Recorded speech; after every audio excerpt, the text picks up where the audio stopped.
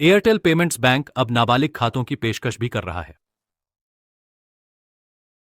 SBI onboarding यात्रा में निम्नलिखित स्क्रीन हैं, जिनमें नाबालिग यात्रा और सामान्य एसबीआई यात्रा के बीच अंतर होंगे। एसबीआई प्रवाह में पहले स्क्रीन पर रिटेलर सहमति हां नाबालिग के लिए चुनेंगे और फिर सामान्य एसबीआई प्रवाह की तरह आगे बढ़ेंगे। नाबालिग की आयु 10 वर्ष या उससे अधिक होनी चाहिए। अगली स्क्रीन माता पिता की सहमति स्क्रीन होगी। ग्राहक मोबाइल नंबर और ओटीपी दर्ज करने के बाद माता पिता की स्क्रीन खुल जाएगी। रिटेलर माता पिता का मोबाइल नंबर लेगा, उसके बाद अनिवार्य सहमति हेतु माता पिता के मोबाइल पर ओटीपी भेजा जाएगा। रिटेलर माता पिता द्वारा साझा किया गया ओटीपी दर्ज करेगा और नेक्स्ट पर क्लिक करेगा। माता पिता की सहमति के बाद सामान्य खाता खोलने का प्रवाह जारी रहेगा।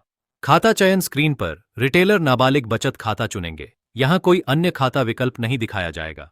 अब नाबालिग प्रवाह में 3 विभिन्न परिदृश्य हो सकते हैं।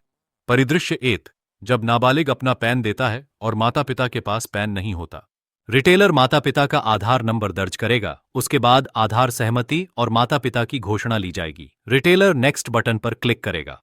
फिर विक्रेता माता पिता से आधार विवरण 3 तरीकों बायोमेट्रिक इंप्रेशन, ओटीपी, चेहरा प्रमाणीकरण में से एक से सत्यापित करने कहता है। परिदृश्य 2, जब नाबालिग अपना पैन नहीं देता और माता पिता अपना पैन देते हैं। विक्रेता विकल्प चुनेंगे। माता पिता के पास पैन है। विक्रेता माता पिता पैन और आधार नंबर दर्ज करेंगे, फिर आधार सहमति के बाद आगे बढ़ने के लिए क्लिक करेंगे और एक माता पिता घोषणा ली जाएगी। विक्रेता अगले बटन पर क्लिक करेगा। फिर विक्रेता माता पिता से उनके आधार विवरण को 3 तरीकों में से एक के माध्यम से सत्यापित करने के लिए कहता है।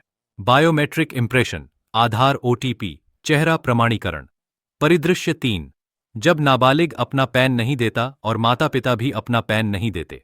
विक्रेता विकल्प चुनेंगे। माता पिता के पास पैन नहीं है और आगे बढ़ने के लिए क्लिक करेंगे, उसके बाद फॉर्म 6 प्रकट होगा। विक्रेता अगले पर क्लिक करेगा और फिर माता पिता का केवाईसी स्क्रीन खुलेगा। विक्रेता माता पिता का आधार नंबर दर्ज करेगा, जिसके बाद आधार सहमति और एक माता पिता घोषणा ली जाएगी। विक्रेता अगले बटन पर क्लिक करेगा और फिर माता पिता से आधार विवरण 3 तरीकों में से एक से सत्यापित करने को कहेगा। बायोमेट्रिक, आधार, ओटीपी, चेहरा प्रमाणीकरण के बाद एसबीआई प्रवाह शुरू होगा। विक्रेता नाबालिग से प्रमाणीकरण के लिए कहता है, एमपीआईएन दर्ज करता है और जांचता है कि ग्राहक डीबीटी सीडिंग में रुचि रखता है। अगर हां, तो डीबीटी फ्लो को सक्रिय किया जाएगा, जिसके बाद माइनर खाता खोलने के लिए अनुरोध जमा किया जाएगा।